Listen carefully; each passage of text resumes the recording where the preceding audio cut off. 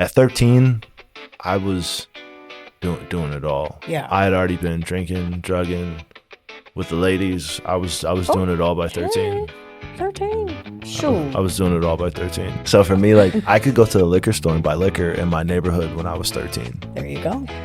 So like, it wasn't even really a struggle for me. You can have my phone number. I don't mind.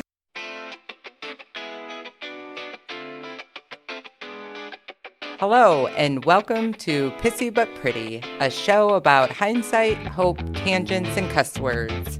We are your hosts, party tricks turned semi-responsible women. I am Heather Karen. And I'm Emily Bagan.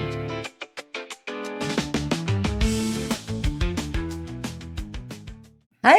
Hello! Hi! We are back with PBP, Pissy But Pretty. I'm Heather. Emily.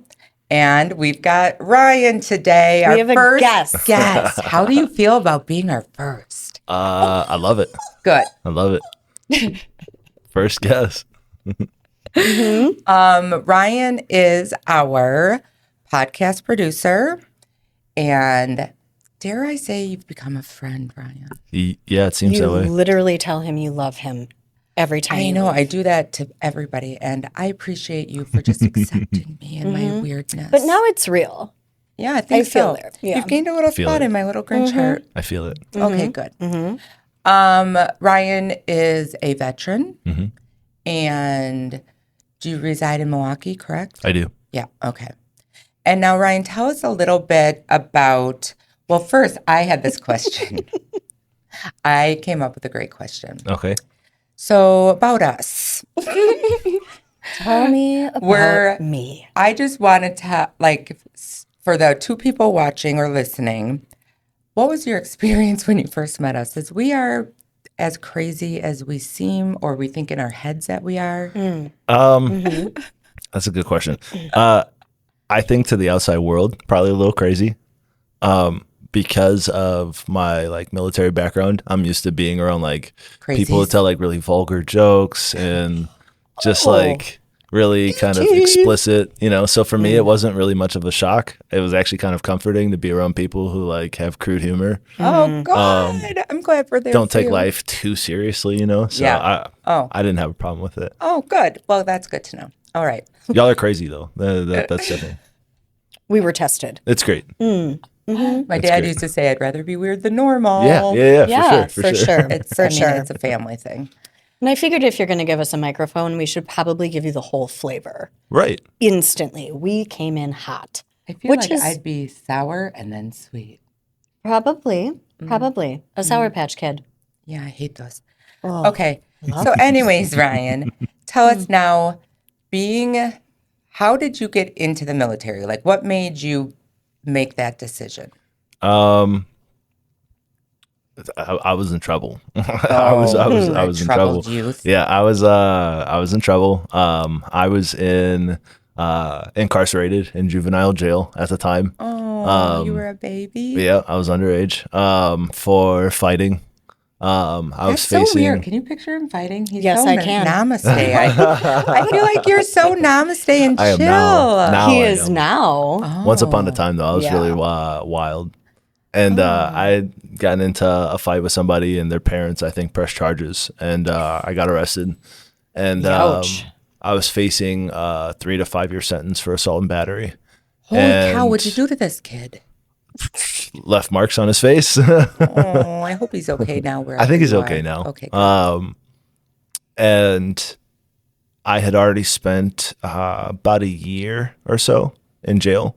And I met an Army recruiter while I was going to the cafeteria one day. He was looking for people that hadn't been convicted yet and that met some certain criteria.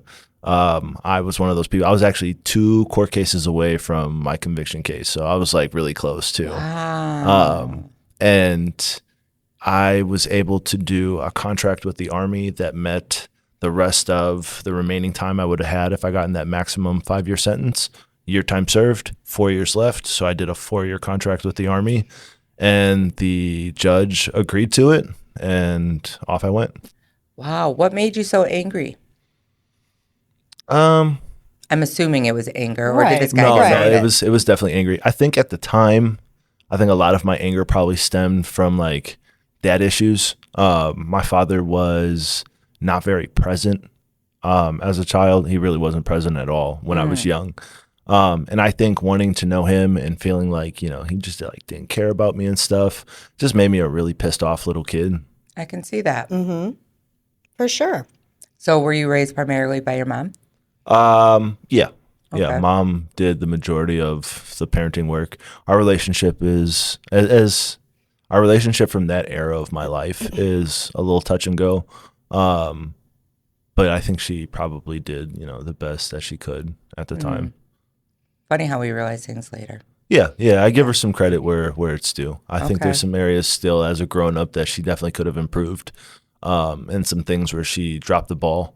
But I also can appreciate where she put in the hard work and where it feels like she gave what was her best, I guess, at the time. I know what she's capable of now, so now Sure. it makes more sense. And you're a Okay. parent. I'm a parent now Yep. too, yeah, which also There's helps a make a huge perspective. difference, Yeah, for sure. Definitely a different For sure, perspective. for sure. Yeah. There's forgiveness. That helps me understand my father better too. There you go. yeah. My father's decision to like not be around and Yeah. stuff was really to, I think, avoid some of the interactions with my mother. I think in order to be my parent, he had to like be with her a long time. Yeah. And I don't think that's what he wanted. That's Sure. what she wanted. That's not what he wanted. And so I think it was easier for him to just like back off of all of it. Yeah. Not that I'm saying it's right, but now being grown and having kids, I am divorced. I've actually been married and divorced twice. This most recent divorce is with the mother of my children, and our relationship isn't that great. Yeah. So now I Yeah. kind of get it, you Yeah. know, like now it makes more sense why you Yeah. don't want to be around a person. It's tough. I've had to make that decision to be around my children, and it comes with a lot of headache Yes, it does. and problems and Yeah. arguments on her side, Dealing you know, with so all of that. yeah, Sure. for sure. So how old were you when you got married first? 19. And you were in the military at that was. time, I'm assuming? Both of my wives were both soldiers. I got married the first time when I was 19, and I was married for about 5 years. We were both on a deployment. She was in my battalion. That doesn't probably mean anything to you, but she worked in like the same company with me. Okay. And I saw her occasionally when I was deployed in Iraq. That's how I first met her. And then when we came home is where we started to like date and do stuff and got married. And then we deployed as a married couple to Afghanistan. I did not see her any time in that period. And I think it just kind of ruined the relationship. Yeah, sure. 2 Down to her. deployments through a marriage of 5 years. And we Yikes. barely saw each other. It just ruined everything. How was your time up there? Man. Like, were you in the thick of it? So my job in the Army was what they call a 13 Fox, which is a person who calls and directs airstrikes and artillery and mortars. So when you talk about like frontline soldiers, I am kind of the epitome of what you think of. How has that affected you now? Um, I'm assuming you saw some pretty gnarly stuff. oh yeah. Afghanistan was a really rough deployment. I've lost friends. I've watched friends Yeah. be hurt. I've gotten hurt while I was deployed. Afghanistan was a tough deployment. Out of all 3 of the times I've been deployed, that was the hardest.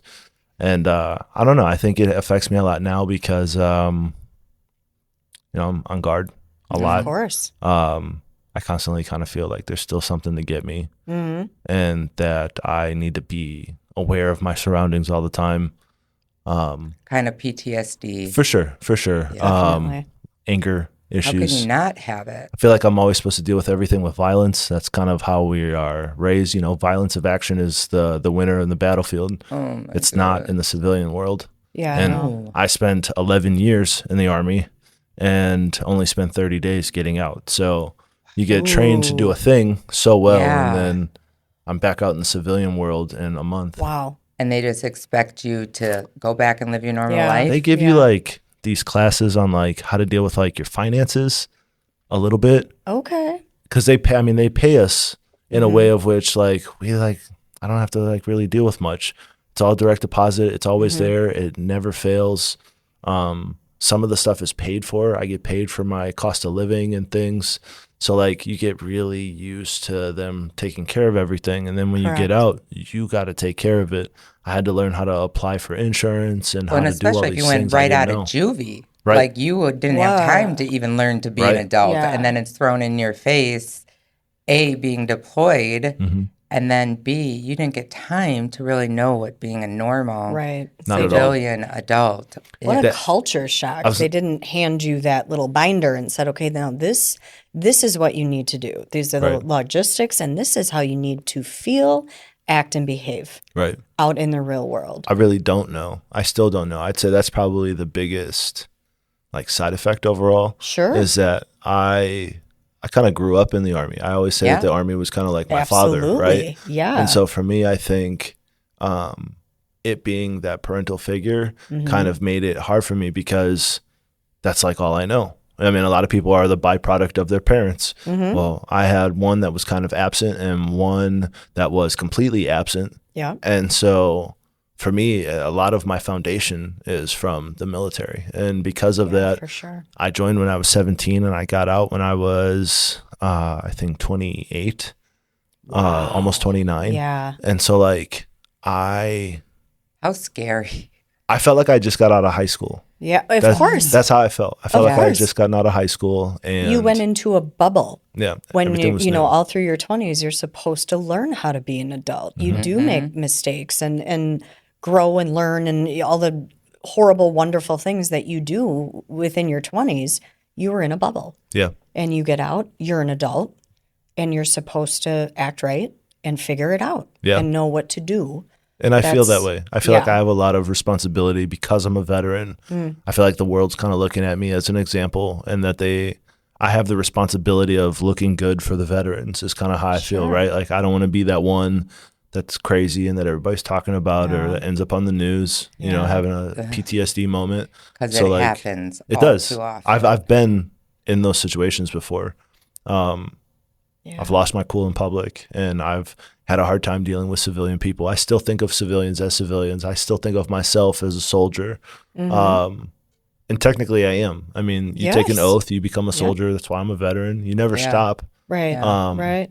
Nothing really changes. I just stopped going to work. It's kind of really That's true. That's a good point. You really did. So what about the sort of addiction aspect of that? One of the things that we learned really early on with you when we started talking about our party days and alcohol and drug use, you mentioned it right away. Yeah. I think that's what I think I really resonated with how you both spoke about it at the time. I always kind of drift towards people who are willing to talk about their experience.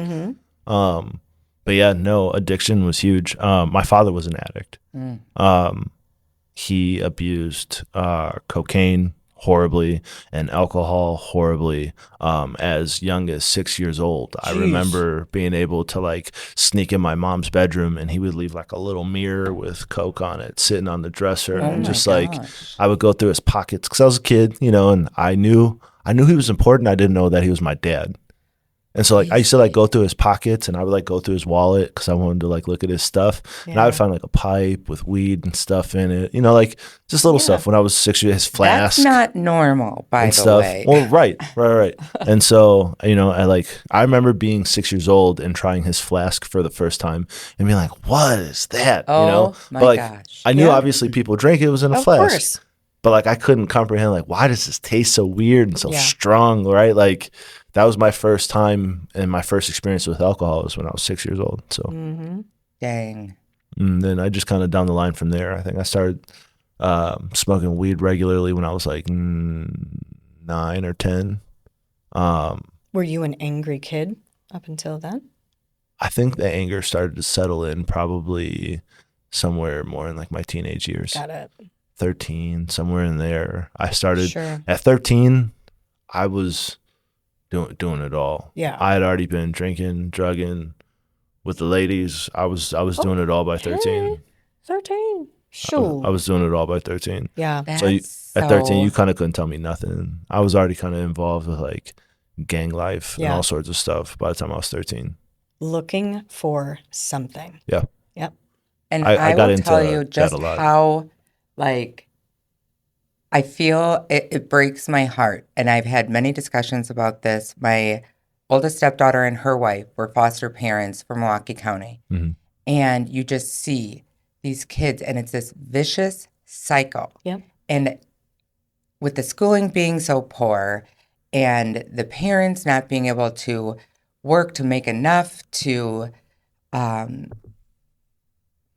take proper care of their children or pay enough attention because they have to work and whatever.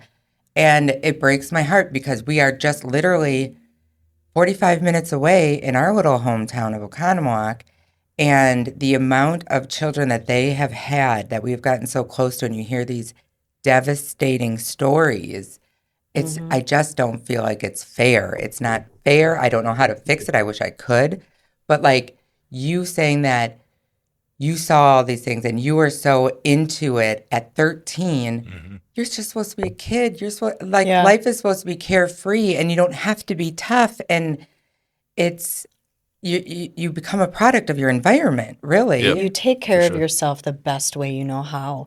And if somebody comes in and is like, this is going to make you feel better, or you probably found out very early that drugs and alcohol did make you feel better.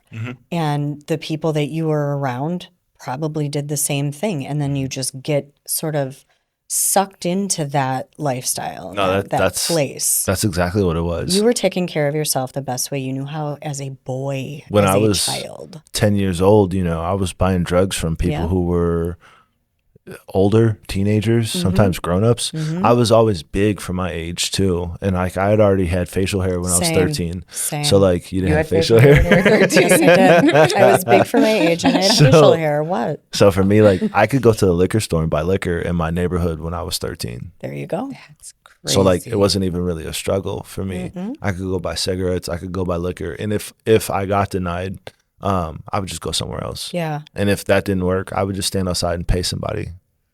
So it didn't, I made sure I got what I was looking for. And you found that in friends too, I'm sure. Oh yeah, I mean, all of my friends were doing the same thing. Yeah. I got involved into gang life when I was 13 because of the influence of the people that I was around. It felt like they cared about me. In a world where I felt like nobody really cared or had time for me, it felt like they cared. So for me, it made sense to dedicate myself to it. Yeah. That was probably the epitome of what really started to jumpstart. I got involved in dealing drugs and crime, stealing, robbing, just all the things Beating that kind of ass. come with it, Gotta be tough. I hate that for you. I am so sorry. He wouldn't be I who don't. he is I without get that. that. I get that, and I really I think at least my husband knows of you because I'm like, you gotta meet this amazing man one day. He's had all these struggles, I appreciate that. and sometimes we call him Daddy because he talks to us on our little earpieces. And my Digger's like, okay, I guess I do gotta meet this man. I didn't tell my husband that part. Jesus. So there's this guy there that we call Daddy. I think they're used to us though. So explain to us, how far did your addiction get for you? And was there a reason? Was there obviously you're trying to fit in, and was there trauma that you were trying to escape, or was it I guess you had all this trauma as a boy, as a teenager, and then you get sent to juvie, traumatic. Then you get sent to the military where you have to grow up there, also traumatic. I don't think I recognized my trauma when I was a juvenile. And I don't think I know I didn't recognize that I had a problem. And to be fair, even though I was involved in a lot of those things, I don't know if I would have classified myself as having a problem at that age. When I joined the Army, I cleaned up pretty well for several years. Yeah. Laid off all the drugs after I joined. I still drank on the weekends and stuff, but I was pretty respectable about it. I was not out getting wasted or anything. I think what really jump started it is when I got back from Afghanistan Yep. So it was a kind of like a trifecta. I got back from Afghanistan and I had lost a friend while I was deployed, and I'd actually lost 2 friends while I was deployed. And I gotten hurt and was dealing with pain and like watching a bunch of other men who had lost other friends. Like it was just a lot. It's hard to watch grown men grieve like that. Yeah. And between that and then within 60 days of me getting home from Afghanistan, my father died. Jeez. Oh my gosh, I'm so sorry. And in that same window, I was going through my first divorce. And so like That's a lot. I think kind of gave up. Mm-hmm. My father passing was probably the worst of it. I gave up after Yeah. that. I distinctly remember when my father passed being like, look, I'm going to go join him. I was fed up.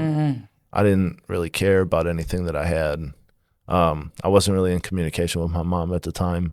So I was kind of just like alone in the world. There you go. Doing my thing. And when he passed, I just kind of was like, dude, this is trash.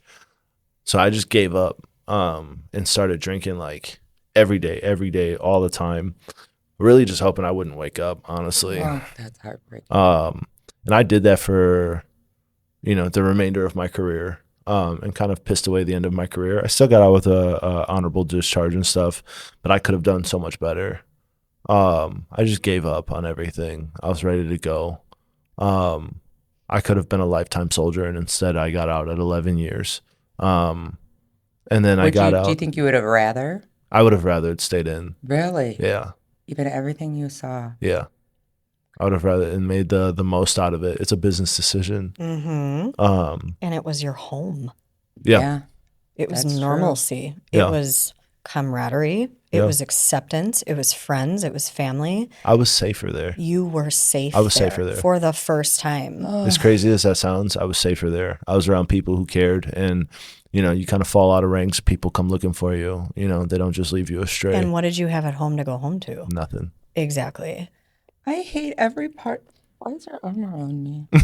I'm asserting my dominance. Yes. I don't know. I feel comfortable here. I have a boner. So. You have a boner? Just Okay. kidding. No, I hate every part of it. This is like devastating. I'm not a crier, and I'm really trying not to cry right now. No, don't do that. My heart aches for you and everyone else that has had to go through, like, just how we kind of toss aside these people who have given so much Sure. to protect us. And like,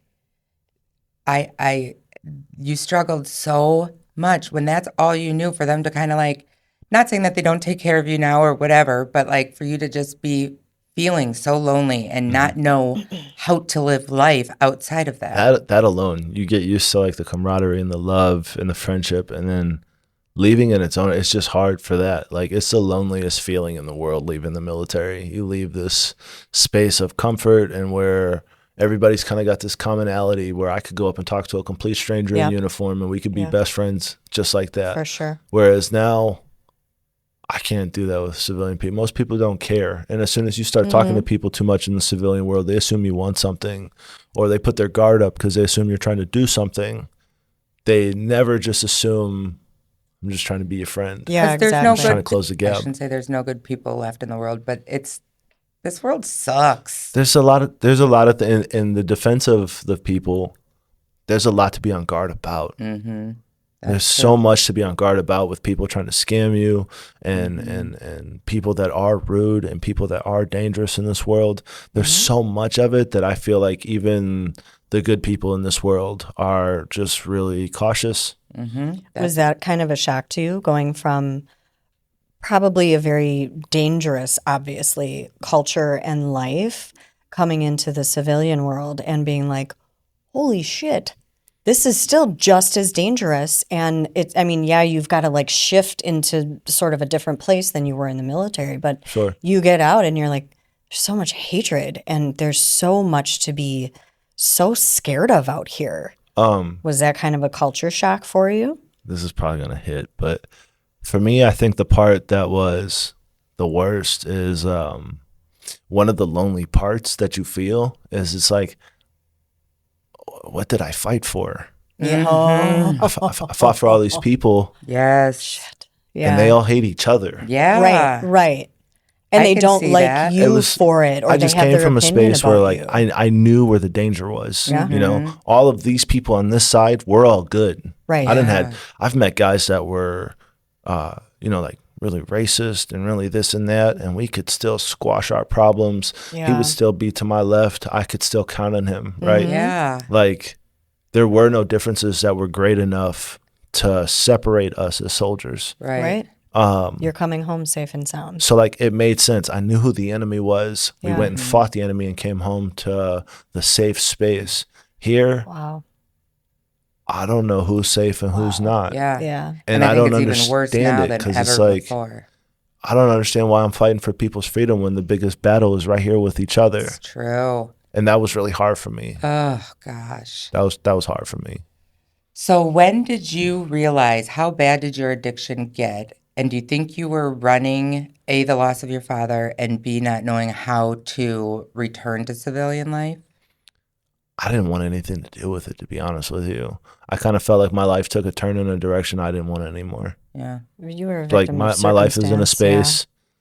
I don't want this life anymore. I don't want to be me. I don't want this life. I don't want anything to do with it. It's gone a direction so far that I can't come back from. I don't want it anymore. That's how I felt. I had to grow and learn how to like love myself and find my purpose again in order to feel like I wanted to be here and also like I belonged in the first place. For the longest time, I think I just was trying to hide from the world because I knew I didn't want to be here. And I felt like I had a responsibility to just stay away from people. They don't need to see this. I don't need to expel this onto the world. I just need to keep this behind closed doors and either deal with it or wait till it goes away. Right. Right. Did you consider going back to, the friends that you had prior to the military on the streets and drugs and Most of that the whole friends thing? Or that were I you, knew from before are either dead or Right. in jail or MIA. Yep. Very few of them are still around. Maybe it was a blessing in disguise that you didn't have that option Yeah, I really didn't have much. to go back there. I quite literally, I've always kind of been an introvert. I was always really well known with people, Right. but like I pick and choose when I want to go out and when I want to be that social person. I really like my alone time. And so it's kind of a gift and a curse because I enjoy myself now, with love for myself and stuff. I enjoy my own personal time very well. But I have like, even to this day, like 0 friends. I don't have any one person that I regularly speak to. Like I don't have someone that like if something happened to me right now, I would call. Right? Like I know lots of people, good people. Y'all are, like good people. Well, you can have my phone number. I don't mind. I don't have a life, I'll pick up. I need more friends and to reach out. But then that means and you establish have those to, connections more. It's a two-way street, with friends. I'm sure there's probably people out there that have extended. It's about, do I meet them with that? And I think that's out of fear and responsibility. Am I bringing trash into this person's life? Right. I don't want to always feel bring like a I'm bunch going of to drama. disappoint people. Like, oh, you want to really get to know me? You want to be my friend? Wait till you really get to know me, and you're going to change your mind. I'm just worried that I'm going to cause problems. I don't want to cause problems. Like for what? What would you cause problems about? I think my perspective in life is very different than average people. Yeah. And like to show up, be a friend, start giving you a bunch of advice or something in a direction in the way that I believe that might be really problematic. I don't think the way that I think is like wildly accepted in the world. And so, there's certain things that like when I see that are stupid, I would just call stupid, where a lot of people, and it becomes a problem. It just becomes a problem, like, and I don't want to like jump into people's lives and be like, oh, most of the friends that you have are kind of terrible, like yes. Most of the friends you have, like they kind of seem like they're just like using you. Yeah. And it's like, something we learn as we get older, like things that we don't like about ourselves that we need, like I need to work on my sensitivity. I have told people, can you give me the last 5 minutes of my life back? Because that was really dumb. Like your drama is like, it's hard for me to not be like, you're causing your own drama. And I think one of the first things that we started talking about was how hard it is to make friends when you're our age. Yeah. How old are you? I'm 36. Right. Be 37 in July. You're a grown up. Yeah. July what? 16th. Oh, I'm 7-1. Just saying. Just saying. What's up? It's difficult to make friends as an adult. You get tired of the bullshit. Yeah. You really do. And you see through it. You value your peace and yourself Absolutely. more than you want to impress everybody else. So you don't adapt anymore. You don't want to do that. You want to meet the right people. Correct. And that's hard to do. It's like, okay, where am I supposed to go as a sober adult in Wisconsin? You want to go to Sober Zumba? part. Oh my Ew. God, that sober part Thank is you. so hard. Everywhere you go, Especially there in this is state. booze. This state is so like even I'll leave Wisconsin out of it. Like I don't want to hate on like the fact that our drinking culture here is so strong, but just in general, adult culture, 100%. have a drink on the You go to weekend, the kick it with your bar. friends, go to the Right. bar, have a good time. I can't tell you. I went and picked up food like a week ago from this place that has really good Mexican food. Big bar in the middle, right? Of course. And I'm good now where I can go Yeah. in and do my thing or whatever. But I remember looking at all the people and like I wasn't like envious of their drinking. To me, that just looks stupid. Yeah. Mm-hmm. I was envious of the community, the ability for them Yes. to have a place where they can all get That's together what and we meet each other, say. Yeah. and have a good time, and Yeah. And do it dance and responsibly. sing and, I you know. get jealous about. I wish that they would make like sober clubs. We Ew, said but then we'd have to that. talk to like people No, that's what we're sober. saying. That's what the difficult That's- part is. Yeah. I'm not When you that have fun. that drink, you can just blah, blah, blah, blah, and then there's every excuse in the world to say the shit you're not supposed to say. Be like, oh, I'm Yeah. sorry, I was already drinking. So yeah, I told you your friend was fucking stupid. Right. But when you're sober, it's hard to be like, wow, you're really awful and I hate you and I Yeah. want to walk away from this conversation. You can't do that when you're not drinking. I That's- mean, you can, but you're can. not going to make friends, obviously. Right. It's very, very difficult as a sober, now very grounded, wonderful adult, having gone through some shit and you want to sit down and be like, I've been through some shit. Do you want to be my friend? Sure. Can you say that? Should we say that? I don't know. Sometimes I feel like I want to just like hit somebody with like the whole story right up front. Like, Right. all This is what we're you dealing think I'm crazy? with. Or Yeah. no? Yes? Yeah. No? So Let me we tell can you just what. figure it out early and not Right. waste any time here. Put all your cards on the table. Kind of like speed dating for friends. Yes, yes. Like look at people in the eye. besties Like, now. all right, Yes. I got PTSD. I'm a little bipolar. All right, struggle with depression. Sure. Yep. Have a history of addiction. I've been married twice, and I got 2 kids. Can you take that? If you can't, let's just Can you end meet it my now. crazy? Do you know, this is going to be so stupid, but movies are my jam. So Sure. Deadpool. Have we all seen Deadpool? Yes. When Deadpool and his Vanessa, I think, Yeah. when they first meet and they're like, you had a bed, I had to sleep in the closet with my uncle. And I was like, I could get down with that because it would be like, what do you got? Put it on the table. What do you got? Put it on the table. Yeah, when they were trauma bonding. Yes. And now we're like, Yeah. okay, now we can be friends. Now Yeah. we can be, let's go to Target or Ew. something. I don't know. I love love Target. Target. I love Target. That's where this shirt is from. It's a touch me, feel me too. That's Your from grandma's Target. Davenport. It is a touch me fit. It's your grandma's Davenport. Okay, back. So what about, was alcohol your main thing? Did you said you like struggled with some sort of drugs? Yeah, I've had a couple different drug of choices over my lifetime. When I was young, my drug of choice was any kind of narcotic pill I could get my hands on. Anything. Percocets, Valium, Oxys, you name it. If I could get my hands on it, that was my jam when I was young. Did you swallow it or snort it? Both. Yeah. Adderall. Oh my God, I had a serious problem with Adderall. That's probably one of my worst. When I was older, alcohol was definitely my go-to. I mean, I love telling people these numbers because I like to be transparent. But at the peak of my drinking, I was drinking just shy of 2 liters of liquor a day. So Ryan. What's a liter? I'm so I'm sorry. trying to- A liter of cola. like a 2 liter, picture like a 2 liter bottle Yeah. of liquor, Yeah. hard liquor. Oh. So you were- I was- you were I was ready. spending all of my every last You were dollar. ready to go. I was ready to go. Yep. I actually at one God. point I drank until my heart stopped. Shut The up. day after, they call it holiday heart. It's a condition that happens the day after Thanksgiving, I believe. Biggest drinking holiday of the year. Correct. And people make this mistake of really? It is.